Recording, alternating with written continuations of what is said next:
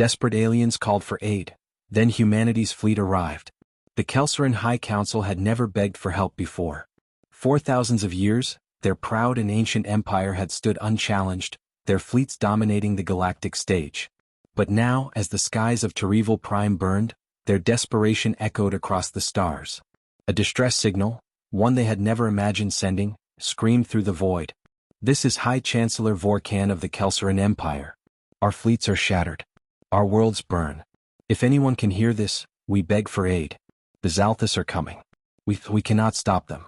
Please." There was no reply. The council chamber was silent. Vorkan's hands trembled as he gripped the edges of his console, his golden ceremonial robes stained with ash from the orbital bombardments. Around him, the other counselors averted their eyes, unable to face the disgrace of their situation. They had always believed themselves invincible. Now their fleets lay in ruin. Their warriors, once feared across the stars, were nothing more than bodies floating in the void. The Zalthus, a brutal and merciless species, had shattered their fleets in mere weeks. "No one will come," whispered Counselor Veka. Her voice was hollow, the last remnants of hope flickering in her dark, weary eyes. Vorkan wanted to argue. He wanted to believe that the other empires, the mighty Pulsarian Dominion, the cunning Vexari clans, would not allow the Kelsaran Empire to fall. But he knew the truth. The Kelsaran had stood alone for too long, priding themselves on their self-sufficiency. They had mocked lesser civilizations. They had scorned alliances. And now no one would save them. The room was thick with silence when suddenly, the console flashed. A response. Vorkan's heart lurched as he scrambled to open the transmission. Static crackled, then a deep, unshaken voice rang through the chamber. "This is Admiral Jonathan Graves of the Terran Federation. We received your distress call. The humans, a species so young, so new to the galactic stage, that most empires still debated whether they were worth acknowledging. The Kelsaran had barely spoken to them before, dismissing them as an insignificant upstart race, hardly a factor in galactic politics. Yet now they were the only ones who had answered. Vorkan swallowed his pride and responded, his voice tight. "Terran Admiral, our situation is dire. The Zalthus." "We know." The human cut him off. No hesitation. No fear. "Are you sending aid?"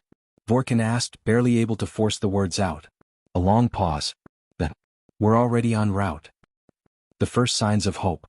Terival Prime's once proud defenses lay in ruin. Great planetary shields, designed to withstand centuries of siege, had shattered under the Zalthus onslaught. Firestorms raged across the cities as twisted, insectoid war machines stalked the ruins, hunting down any survivors. In the black void above, Zalthus warships, living, writhing horrors of metal and organic flesh, hung in the darkness like monstrous carrion birds.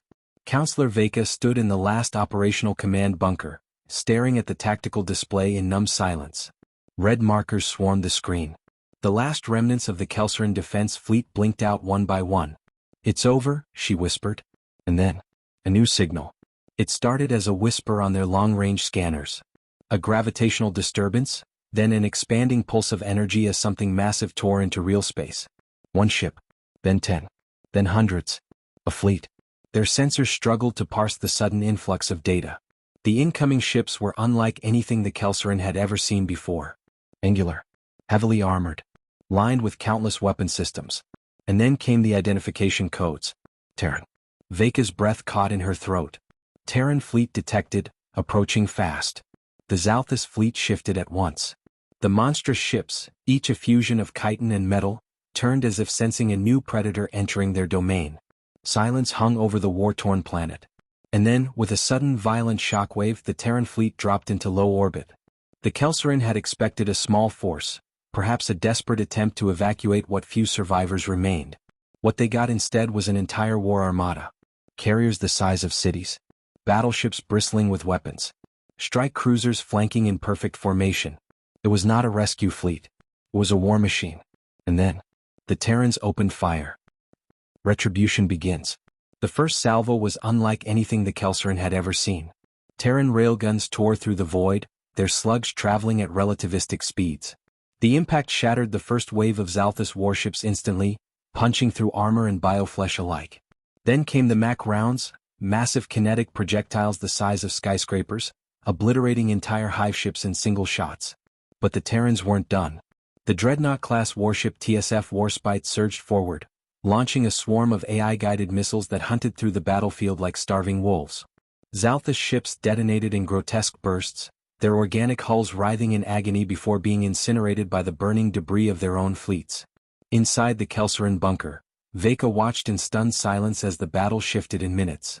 The Zalthus, who had crushed the greatest fleets in the galaxy, were reeling. And the Terrans? They were just getting started. One last warning. In the heart of the battlefield, Admiral Jonathan Graves watched the chaos unfold from the bridge of the TSF Warspite. The Zalthus were powerful, dangerous.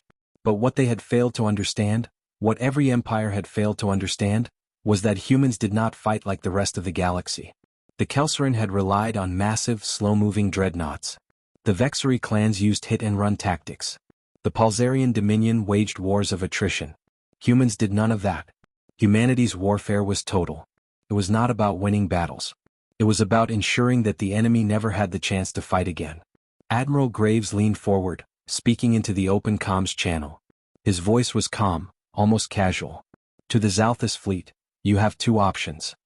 Surrender and leave this system, or we finish what we started. Across the battlefield, the remaining Zalthus warships hesitated. They had never encountered a species that fought like this. A species that did not fear them. A species that, in a single battle, had already turned the tide of a war that once seemed unwinnable. Admiral Graves' voice dropped into a final, chilling whisper. Choose fast. And as the battlefield burned, the fate of the Zalthus was about to be decided. For the first time in history, the Zalthus hesitated.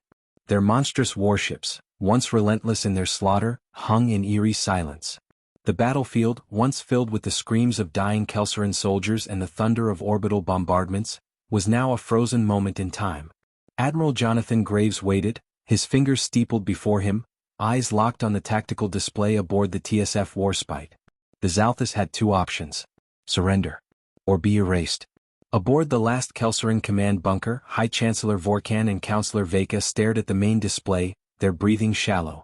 They stopped, Veka whispered. No, Vorkan corrected, his voice raw. They're thinking. And that was the problem. The Zalthus were not mindless monsters. They were predators, hunters. They had wiped out dozens of civilizations, not through sheer brute force but with cold, ruthless intelligence. If they hesitated, it wasn't because they feared battle. It was because they were calculating their next move. A terrifying response. Admiral, one of Graves' officers called out, her voice tight. We're getting a transmission from the Zalthus fleet. Graves exhaled slowly. Put them through. The view screen flickered to life, revealing a nightmare. The Zalthus warlord was a towering abomination, a fusion of chitin, sinew, and writhing bioluminescent tendrils. Its maw, lined with serrated fangs, pulsed as it spoke, its voice a sickening blend of a growl and a whisper, layered with unnatural distortions. Terran. Graves leaned forward. Warlord. The Zalthus leader hissed, its rows of glistening black eyes narrowing. You misunderstand. You are not predators. You are temporary. You are prey that simply does not know it yet. A deep, rumbling growl echoed from the warlord's chest, a sound that sent a cold chill down the spines of every Kelsarin watching. We do not surrender. And then, the Zalthus counterattack began. The trap springs.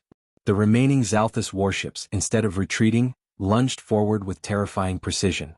Thousands of biomissiles, grotesque organic pods filled with burrowing parasites, launched in coordinated waves targeting the Terran fleet.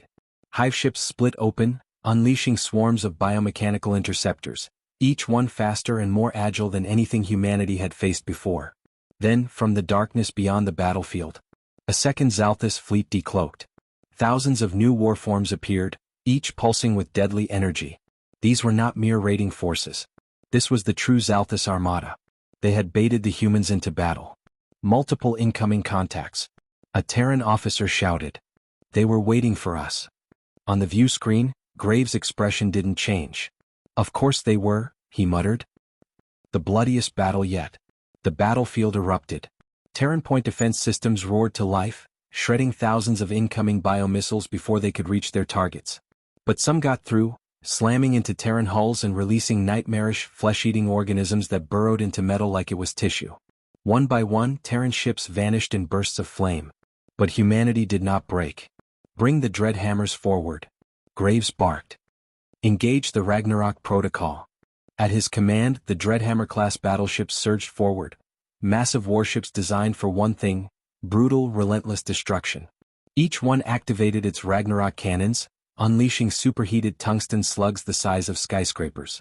The impact was cataclysmic, ripping through 3 Xalthus capital ships in a single shot. But the Xalthus did not falter. They adapted. Their biomechanical ships shifted their molecular structure, hardening their armor against railgun fire. Their living fighters evolved mid-battle, altering their chemical compositions to resist Terran energy weapons. And then, they launched their boarders. The war comes to the decks. All across the Terran fleet, horrific Xalthus shock troops burst through breached hulls, spilling into corridors in a tide of screeching, multi-limbed nightmares. Aboard the TSF Warspite, alarms blared as the ship shook from multiple hull breaches. Breach on Deck 7. Security teams to all sectors. Xalthus warriors poured in, clawing, rending, screeching, their mandibles dripping with acidic saliva. Terran Marines met them with brutal efficiency. Inside the burning corridors of the Warspite, Commander Elias Ward led the counterattack. His squad, hardened veterans of the fall of New Damascus, did not hesitate. They unleashed high-caliber kinetic rounds, explosive flechettes, and incendiary grenades into the oncoming Xalthus horde. "Hold the damn line," Ward bellowed. A 6-limbed Xalthus brute lunged at him, only for Ward to jam a combat knife through its secondary brainstem before unloading his sidearm point-blank into its skull. The beast twitched, screeched, and collapsed. But there were more. Dozens. Hundreds. The Xalthus didn't just want to win. They wanted to devour. And across the fleet, the battle turned to desperate, savage combat. An impossible maneuver. Back on the bridge, Graves' expression darkened. The Xalthus were adapting too quickly. He had only one play left. "All ships," Graves ordered. "Execute the Wolfpack Gambit." For a moment, the command deck was silent. Even his officers hesitated. The Wolfpack Gambit was suicidal. It required splitting the fleet into small, independent hunter groups, each one diving deep into the enemy formation with near-light-speed maneuvers, a tactic that maximized damage but sacrificed cohesion. If it failed, they would be annihilated. Graves did not flinch. "Execute. Now." And with that, the Terran fleet shattered. But not in defeat. In purpose. Each Terran battle group broke formation, accelerating into micro-jumps between the enemy ships, weaving through enemy fire with precision that should have been impossible. It was chaos. And it worked. Within seconds, the Xalthus formation collapsed. Their living ships, designed for brute force assaults, could not handle the surgical precision of the Terran counterattack. One by one, the Xalthus warships began to die. And then, something even more unexpected happened. A fracture in the enemy. As the Xalthus ships burned, the impossible happened. Some of the Xalthus forces broke away. Not to regroup. To flee. High Chancellor Vorkan and Counselor Veka, still watching from their bunker, stared in disbelief. The Xalthus had never retreated before. And yet, here they were, their great warships twisting away from the battlefield, desperate to escape. Humanity had done what no species had ever accomplished before. They had made the Xalthus afraid. And as Admiral Graves watched the enemy break, he allowed himself a single, grim smile. But the battle wasn't over yet. Because in the depths of space, something even worse was coming. The stakes just skyrocketed. Humanity is winning, but something darker is lurking. Admiral Graves' grim smile faded as the Xalthus warships broke formation. They weren't just retreating, they were fleeing in terror. That was wrong. The Xalthus were brutal, relentless predators. They did not run. Not from humans. Not from anyone. So why were they scattering like prey? "Admiral." Commander Voss turned from the tactical display, his voice tight. "We're picking up." He stopped, his throat working as if he couldn't force the words out. Graves narrowed his eyes. "Spit it out." The officer's face paled. "We're detecting something else." Graves' hands clenched. There was something in the void. Something that even the Xalthus feared. He turned to his comms officer. "Open a direct channel to the retreating Xalthus fleet." The officer hesitated. "Sir?" "They're running for a reason," Graves said. "And I want to know what it is." Static filled the bridge for a long, suffocating moment, then a garbled signal cut through. A voice, twisted and alien, gasped through the speakers. "You do not understand, Terran. You should have let us win." Silence. Graves' blood ran cold. "Clarify," he ordered. The Zalthus warlord's response was chilling. The true predators are here. And then, the void screamed. The dark arrival. The ship shuddered as an energy wave blasted through the system, causing flickering distortions across every screen. The Terran fleet sensors glitched for a split second, just long enough for something massive to arrive undetected. Then the first readings came in, and every officer on the bridge froze. The thing that emerged from the darkness was bigger than anything they had ever seen. Not a fleet, not a superweapon. It was a living construct, a planet-sized entity composed of obsidian flesh and biomechanical plating, its surface writhing with millions of shifting, predatory forms. And at its core, a single abyssal eye opened. It was not just an enemy. It was the apex, the thing that had created the Zalthus. And it had just arrived. The apex speaks. Terran? The word wasn't spoken. It echoed in their minds, a resonance of ancient hunger. Admiral Graves clenched his teeth as a suffocating presence pressed against his thoughts. It wasn't just telepathy, it was domination. A force that sought to consume his will. He fought against it, forcing words through gritted teeth. What are you? The apex's voice rippled through reality, warping the air itself. We are the beginning. We are the end. The Zalthus had been terrifying. But this was something worse. Something ancient. Something that had been watching from the void, waiting for the moment to feed. Humanity had just announced itself to the galaxy. And the apex had taken notice. The first strike. The apex moved. Tendrils of pure darkness lashed out, each 1 mile thick, slamming into the remnants of the Zalthus fleet like a god extinguishing insects. Zalthus warships screamed as their biomass was absorbed, their once great warforms dissolving into nothingness. 1 second they existed. The next they were gone. Vorkan and Veka, still watching from the surface of their devastated world, stared in horror. This. Veka whispered. This is beyond war. It is consumption, Vorkan corrected, his voice shaking. And we are next. Humanity's response. Graves did not hesitate. All ships, fire everything. The Terran fleet roared. Dreadhammer-class battleships unleashed their Ragnarok cannons, superheated tungsten slugs tearing through the void toward the apex's colossal form.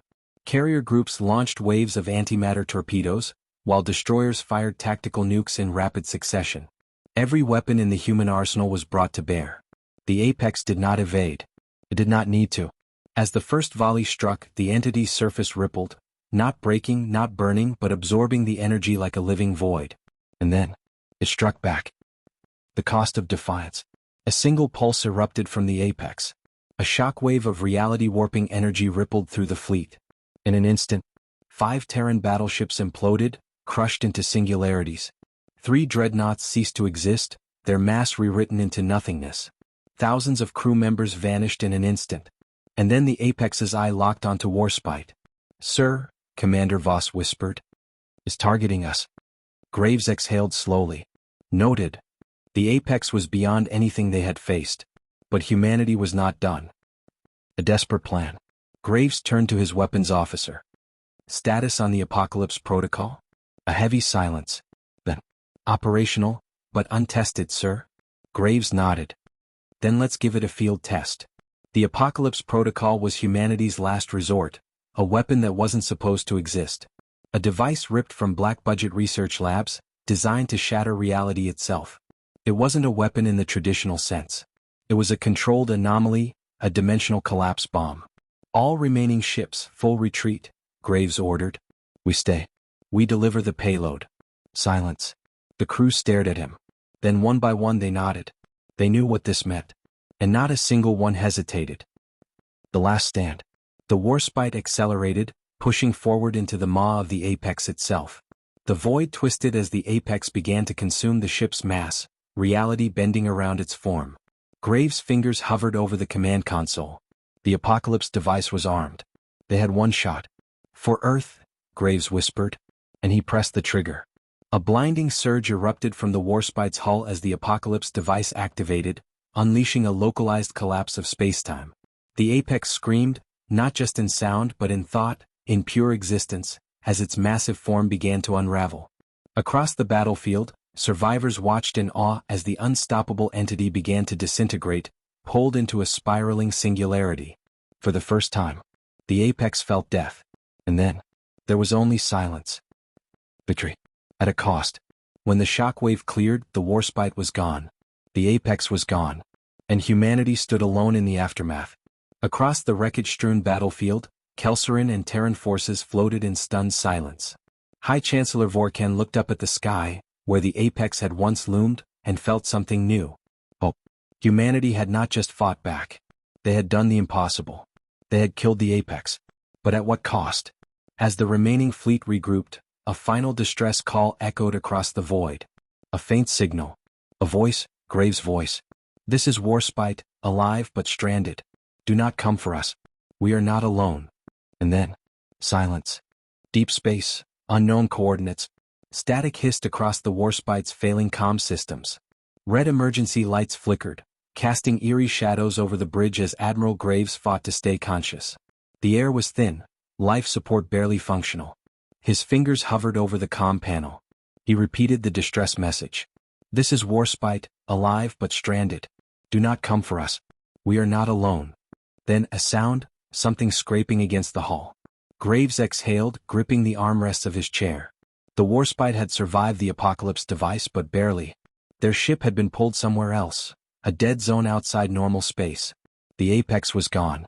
But something was here, and it was watching. Echoes in the void. Report, Graves rasped. A battered Voss pulled himself upright. Navigation is fried. No stars match known coordinates. We're adrift in nothing, whispered Lieutenant Hale.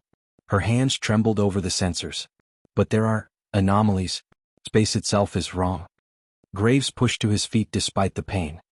What about survivors? Hale's lip quivered. We've got 23 crew left out of 1,000, sir. Half are injured. And there's something moving outside. Graves tensed. Outside. Then came the first knock.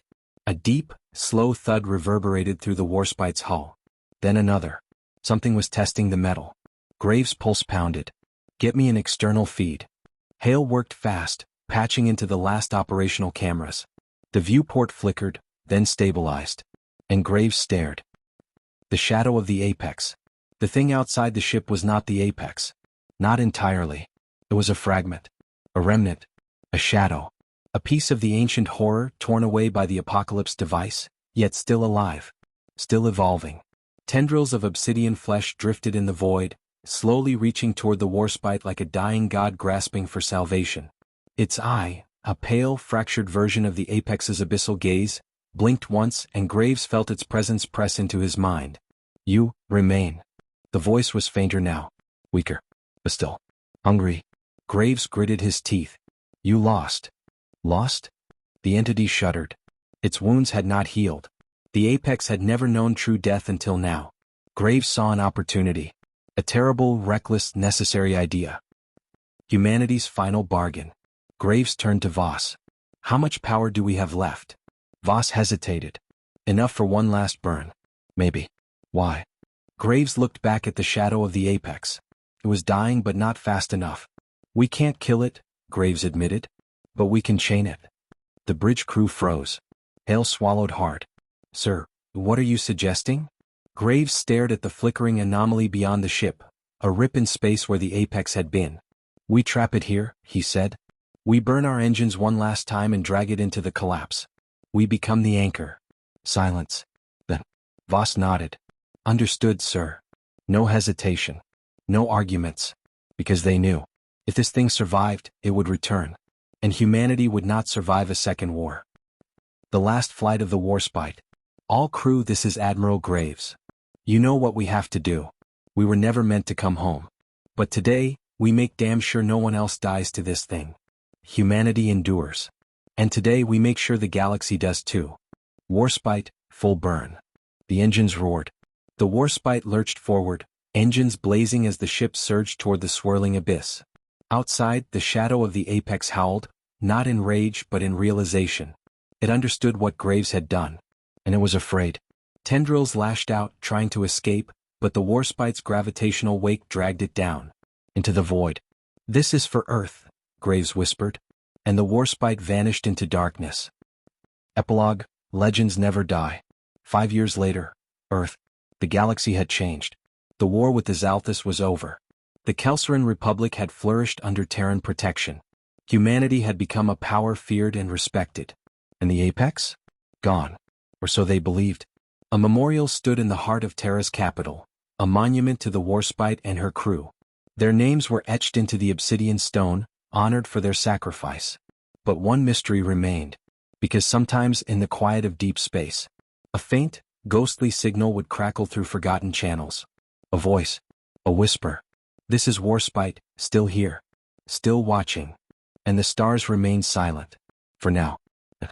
Fire humanity didn't just answer the call for aid, they changed the galaxy forever. Fire. The Apex thought they were unstoppable. The Galactic Council thought humanity was reckless. Both were wrong. Speech balloon, what would you do if you were in command of the Warspite? Skull, would you sacrifice everything for victory? Rocket, let's hear your thoughts in the comments. Loudspeaker, like, subscribe and share for more HFY Sci-Fi epics. More stories are coming, and trust me, you won't want to miss what happens next. Rocket fire.